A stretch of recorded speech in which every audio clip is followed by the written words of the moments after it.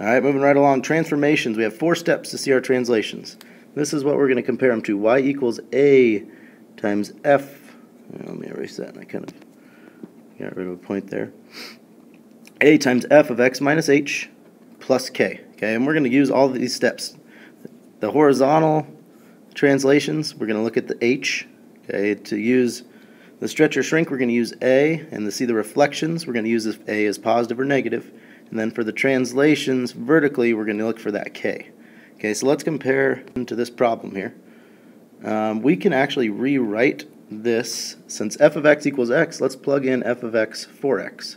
So we can rewrite it as g of x equals negative 2 times f of x plus 3. Okay, all we did was substitute in f of x for x. Okay, now let's compare that to our original there. Step 1 says we're looking at the minus h for horizontal translations. Well, it's just f of x, so there is no horizontal translation. Okay, step 2 says we're going to look for vertical stretches. Okay, and what we look for there is we're going to look for the number being multiplied out front. There is a 2 being multiplied. Okay, so we know this stretches vertically. So we're going to have a vertical stretch by 2. Okay, because that 2 out front there, the negative 2 times f of x, tells us there's a vertical stretch by a factor of 2. Okay, step 3, we're looking for reflections. Okay, and remember, we look for if that's a positive or a negative 2 out there. It's a negative, so we know it is going to reflect over the x-axis.